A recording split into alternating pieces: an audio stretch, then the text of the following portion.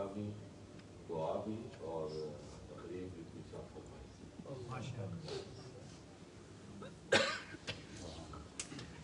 بسم اللہ الرحمن الرحیم. الحمدللہ رب العالمین والصلاة والسلام علی سید الانبیاء والمرسلین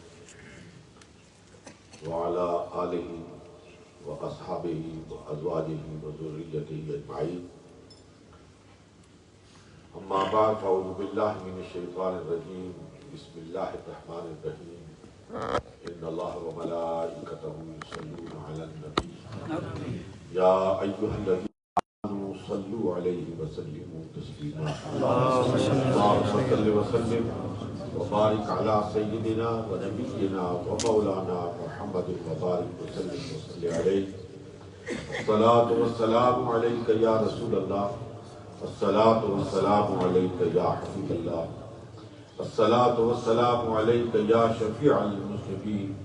الصلاۃ والسلام علیک یا رحمۃ للعالمین. انتہائی قابل احترام، لائق صد عزت و احترام، مشفق و مہربان حضرت پیر شبیر علی شاہ صاحب دامت برکاتہ العالیہ، میرے انتہائی محترم حضرت پیر سید نیاز الحسن شاہ صاحب اور عزت باب گرامی مرتبہ حضرت پیر سید فیاض الحسن شاہ صاحب، حضرات علماء کرام، نعت خوانان اعظام، برادران طریقت، میرے لیے انتہائی اطمینان کا مقام ہے اور اعزاز کے یہ لمحات ہیں کہ ایک مرتبہ پھر اللہ رب العالمین نے اپنے بزرگوں کے بارگاہ میں آپ حضرات کے ساتھ مل کر سوغات محبت پیش کرنے کا یہ موقع مرحمت فرمایا ہے. اور میں شکر گزار ہوں حضرات علماء کرام کا کہ آج کی اس مجلس کو انہوں نے اپنے وجود سے رونق بخشی ہے. اور خاص طور پر دل کی گہرائیوں سے ممنون کرم ہوں حضرت پیر صاحبان کا کہ انہوں نے کمال شفقت سے، کمال محبت سے سرفراز فرمایا اور اس مجلس میں تشریف لا کر ہم سب کو عزت بخشی. انتہائی قابل احترام سامعین محترم، ان جید علماء کرام اور خاص طور پر پیر صاحبان کے مواعظ حسنہ کے بعد میری گفتگو کی چندہ ضرورت نہیں.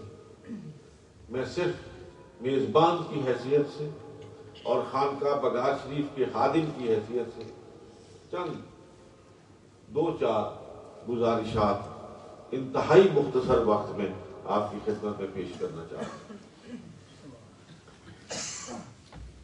قابل احترام سامعین محترم، اس وقت پاکستان، برطانیہ اور یورپ اور دیگر تمام بلاد اسلامیہ چند مسائل کو بری طرح فیس کر رہے ہیں اور میں سمجھتا ہوں کہ آج ضرورت ہے اس بات کی کہ ہماری قیادت و سیادت ان مسائل کی نشاندہی بھی کرے اور پھر قوم کے لیے کوئی لائحہ عمل بھی تجویز کرے. اس لیے کہ اگر پہلو تہی کی گئی تو پھر لمحوں کی غلطیاں جو ہیں وہ صدیوں بھگتنا پڑا کرتی ہیں. پھر آج کی ہماری غفلت کے تمام اثرات ہماری آنے والی نسل پر پڑے. اس لیے ضرورت ہے اس بات کی کہ اپنی تمام تر توجہات کا ارتکاز ان مسائل پر کیا جائے اور پھر کے سامنے کوئی روشن راستہ رکھا جائے. مجھ سے کہیں زیادہ یہاں بسنے والے لوگ اس بات سے واقف ہیں کہ آج مذہب گریزی، مذہب سے دوری، ایتھیسزم، لادینیت، الحاد پوری قوت کے ساتھ ہمارے نوجوانوں کے ذہنوں پر مسلط کرنے کی کوشش کی جا رہی ہے. الحاد کی مختلف تحریکیں چل رہی ہیں. اس سلسلے میں اپنے نوجوان بیٹوں سے، اپنے بھائیوں سے اور عزیزوں سے دل درد مند کے ساتھ جو بات آسان پیرائے بیان میں عرض کرنا چاہتا ہوں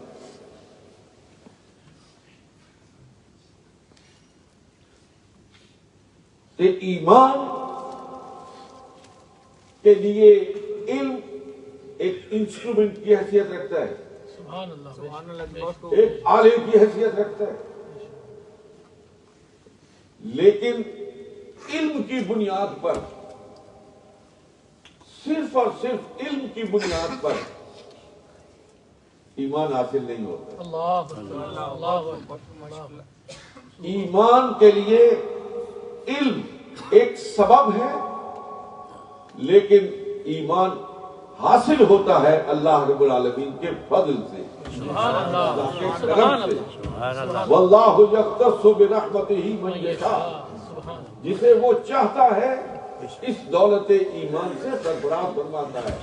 اگر صرف علم ایمان کے لیے ذریعہ ہوتا تو ابو جہل مسلمان ہوتا، اور اللہ معاف فرمائے وہ صحابہ کرام جو منڈیوں میں بکتے ہوئے آئے تھے، جن کی قبر پر کوڑے برسائے جاتے تھے اور جن کو غلام کہا جاتا تھا، وہ صاحب ایمان نہ ہوتے. لیکن جو بات بلال کی سمجھ میں آ گئی وہ اس پڑھے لکھے ابو جہل کی سمجھ میں نہیں آئی. اس لیے یہ بات میں نے کہی ہے کہ میرے نوجوان بیٹوں، میرے عزیز ترین بیٹوں، آپ کو جو یہ متاع عزیز ایمان کی صورت میں نصیب ہوئی ہے، یہ اللہ کے فضل سے ہے، اس لیے کہ آپ ایمان والوں کے گھروں میں پیدا ہوئے.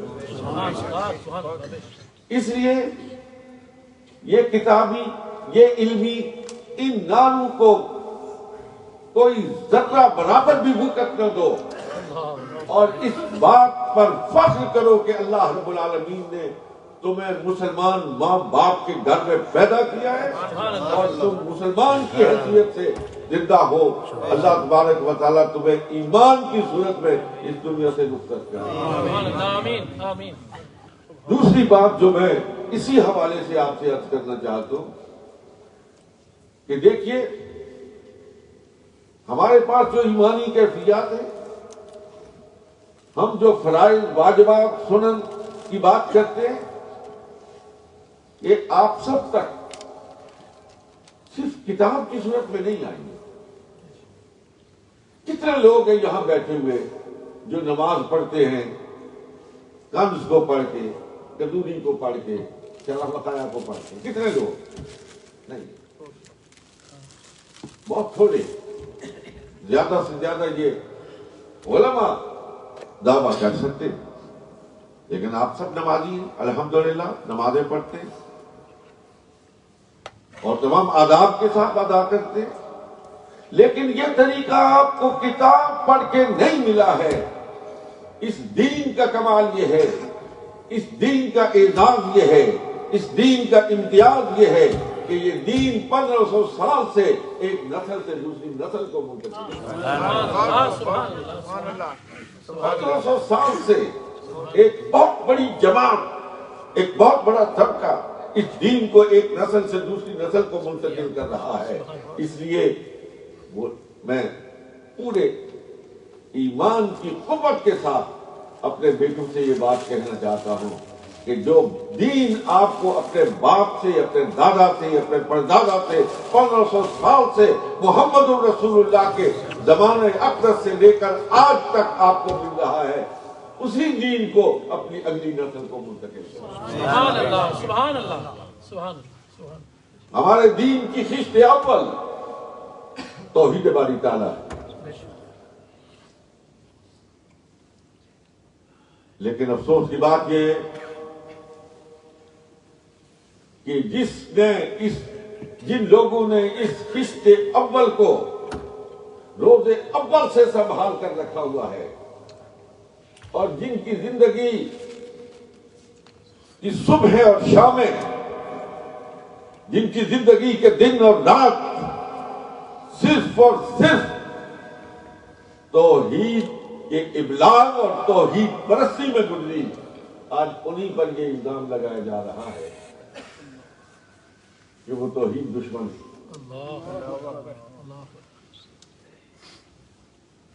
حضرات،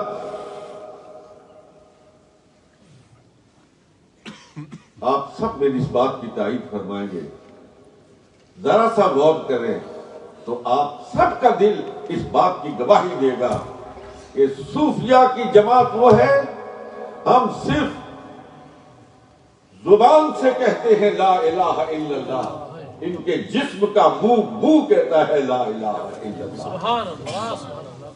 سلسلہ عالیہ نقشبندیہ مجددیہ کے ماتھے کے جومر حضرت امام ربانی مجدد الفسانی شیخ احمد سرہندی رحمت اللہ تعالیٰ علیہ فرماتے ہیں کہ صوفی کے جسم کے 360 جوڑ ہیں، اور صوفی اس وقت کامل صوفی ہوتا ہے، بنتا ہے، جب اس کے جسم کے 360 جوڑوں سے نکلتی ہے لا الہ الا اللہ، لا الہ الا اللہ، لا الہ الا اللہ۔ یہ خانوادہ سلطان باہو رحمت اللہ علیہ کے صاحبزادگان تشریف فرما ہیں، ان کے جد امجد نے کیا کہا تھا کہ الف اللہ چمبے دی بوٹی مرشد من میرے بجلائی ہوں، نفی اسباب دا پانی ملیو ہر جگہ ہر جائی۔ یہ بوٹی تو لگانے والا مرشد ہوتا ہے، اور ایسی بوٹی لگاتا ہے کہ جس کی خوشبو رگ رگ سے آتی ہے۔ الف اللہ چمبے دی بوٹی مرشد من میرے بجلائی ہوں، نفی اسباب دا پانی ملیو ہر جگہ ہر جائی ہوں، اور جیوے مرشد کامل باہو یہ اے بوٹی لائی ہوں۔ میرے انتہائی قابل احترام سامعین محترم، آج کے اس پرفتن دور میں سب سے بڑا فتنہ الحاد ہے، اور اس کے بعد لوگوں کے دلوں سے حب رسول کو کھرچنا ہے۔ اس لیے میں اپنے مطالعے کا نچوڑ آپ کی خدمت میں آپ کے دسترخوان علم پر رکھنا چاہتا ہوں۔ میرے انتہائی قابل احترام سامعین محترم، کہ معاندین اسلام کے جو تھنک ٹینکس ہیں، وہ اپنی تمام تر گہرائی سے مطالعے کے بعد اس نتیجے پر پہنچے ہیں کہ ان مسلمانوں کو کارپٹ بمنگ سے مارا نہیں جا سکتا ہے جب تک ان کے دل میں شمع عشق رسالت فروزہ ہے، جب تک ان کے دل میں حب مصطفیٰ موجود ہے۔ ان پہ جتنی کارپٹ بمنگ کر سکتے ہو کرو، لیکن ان کی گردنوں پر حکومت کر سکتے ہو، ان کے دل پہ راج محمد عربی صلی اللہ علیہ وسلم۔ نعرہ تکبیر، نعرہ رسالت، نعرہ رسالت۔ انتہائی قابل احترام سامعین محترم، اس کی مثال اگر دیکھنی ہو تو آپ کے سامنے ہے، دور کی بات نہیں ہے، زمانہ حاضر کی بات ہے۔ افغانستان کو لوگ سمجھتے تھے کہ وہاں پہ خاک اڑ رہی ہے، نیست و نابود ہو گئے ہیں، لیکن میڈیا کا دور ہے، آپ نے اپنی آنکھوں سے دیکھا کہ جب حرمت قرآن پر پورے عالم اسلام پہ جلوس نکلے تو سب سے بڑا جلوس کابل اور قندھار میں نکلا ہے۔ اس لیے معاندین اسلام کی تمام تر کوششیں، ان کے ایجنٹ، ان کے پالتو کتے ہر وقت اپنا پورا منہ کھول کر آقا علیہ الصلوۃ والسلام کی ذات کی تنقیس میں صبح اور شامیں گزار رہے ہیں۔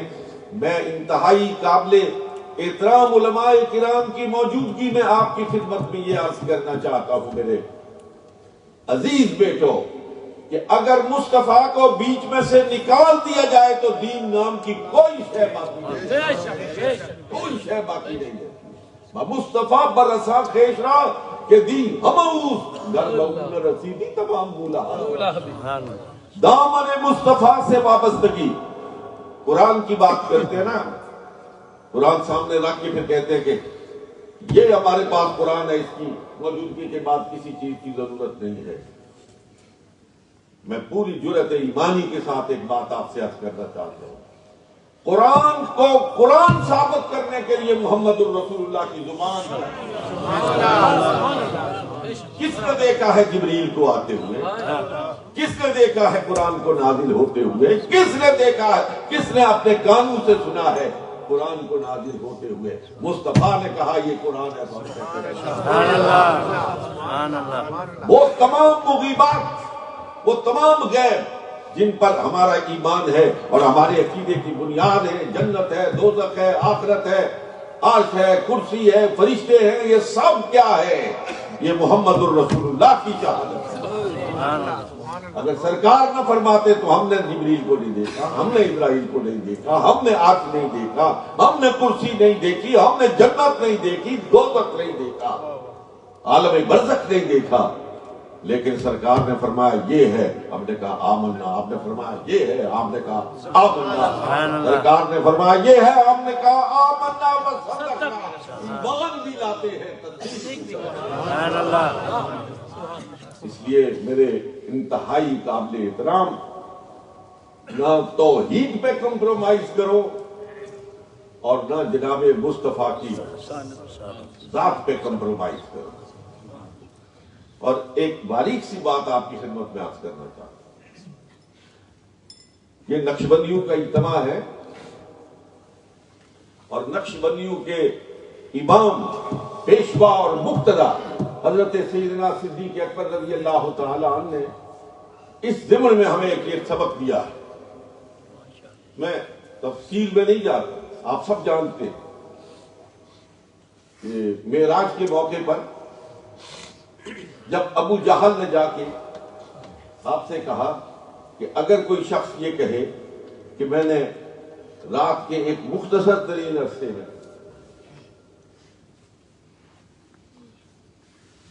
مکہ سے بیت المقدس اور بیت المقدس سے ساتواں آسمان اور سدرہ نیچے اور عرش نیچے اور پھر بھی آواز آ رہی تھی اذنوں میں نہیں اور قریب ہو جاؤ، واپس آیا تو کنڈی ہل رہی تھی، بستر گرم تھا، پانی چل رہا تھا، کوئی ماننے کی بات ہے؟ حضرت سیدنا صدیق اکبر نے کہا عقل قبول نہیں کر، کہا پھر یہی بات وہ تمہارا دوست کہہ رہا ہے جس پر ایمان لاتے تھے؟ کہا میرے آقا نے کہا ہاں میں بھی سن کے آ رہا ہوں، شہری حرم میں بیٹھا ہوا سارا قصہ بیان کر رہا ہے۔ آپ نے فرمایا آمنا ایمان بھی لاتا ہوں، تصدیق بھی کرتا ہوں۔ حضرت صدیق اکبر نے ہمیں کیا سبق دیا ہے کہ اگر رسول اللہ صلی اللہ علیہ وسلم کی فضیلت کی بات کرنے والا ابو جہل ہی کیوں نہ ہو، اس کو ماننے میں تعامل نہ کرو، اور اگر حضور کی تنقید کرنے والا جبہ و دستار میں ملبوس ہو، سامنے قرآن رکھا ہوا ہو، بخاری اور مسلم رکھی ہو، لیکن حضور علیہ الصلوۃ والسلام کی تنقید کرتا ہو، اس کی بات کو اٹھا کر کے منہ پہ اقبال کہتے ہیں سبق ملا ہے یہ پیر رومی سے مجھے، سبق ملا ہے یہ پیر رومی سے مجھے، عقل قربا قربا پیش مصطفیٰ۔ کہتا ہے اقبال کہ مجھے پیر رومی نے یہ سبق پڑھایا ہے کہ عقل کو دہلیز محمد مصطفیٰ پہ قربان کر دو. جہاں عقل کی انتہا ہوتی ہے وہاں سے محمد عربی کے مقام کی ابتدا. سبحان اللہ سبحان اللہ. میرے انتہائی قابل احترام سامعین محترم، میں تیسری بات برطانیہ کے حوالے سے، اس لیے کہ اب اختتامی تقریبات کی طرف میں جا رہا ہوں، میں آپ کی خدمت میں عرض کرنا چاہتا ہوں، آپ بڑے ماشاءاللہ اصحاب ایمان ہیں. اس ملک میں رہ کر اتنی تعداد میں مساجد میں جمع ہوتے ہیں، نوجوان تشریف لاتے ہیں، یہ خدائے ذوالجلال کا بہت بڑا احسان ہے، اس کا بہت بڑا کرم ہے.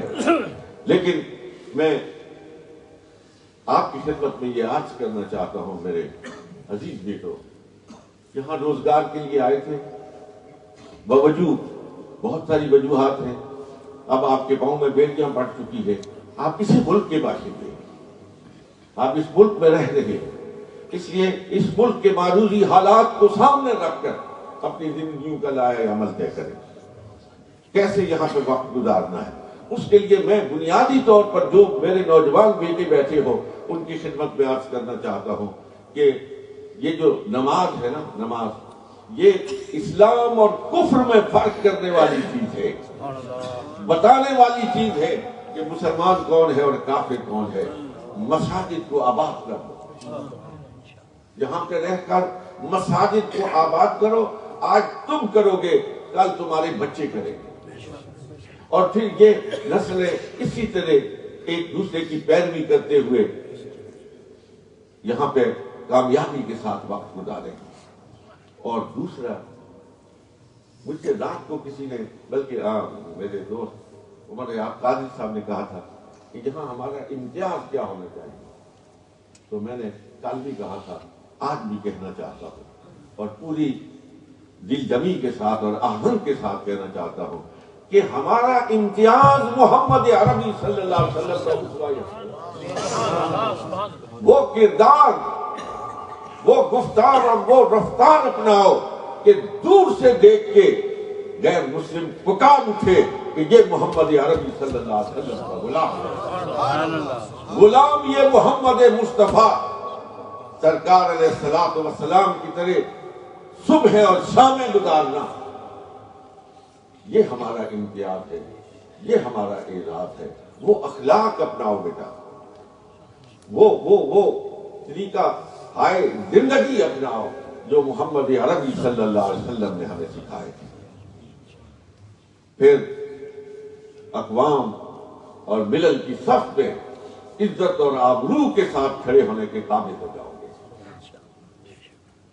اپنی معیشت کو مضبوط بناؤ اور اپنے بچوں کو تعلیم کے زیور سے آراستہ کرو.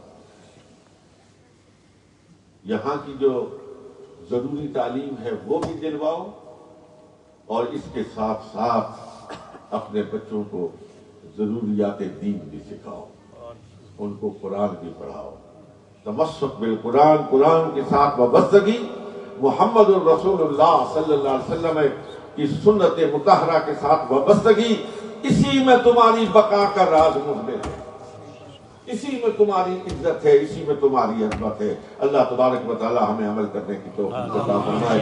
میں انتہائی ادب کے ساتھ اور احترام کے ساتھ اپنے مشفق و مہربان حضرت پیر سید شبیر علی شاہ صاحب گیلانی مدد العالی کی خدمت میں عرض گزار ہوں کہ اپنے مواعظ حسنہ سے بھی مستفید فرمائیں اور پھر اختتامی دعا بھی فرمائیں.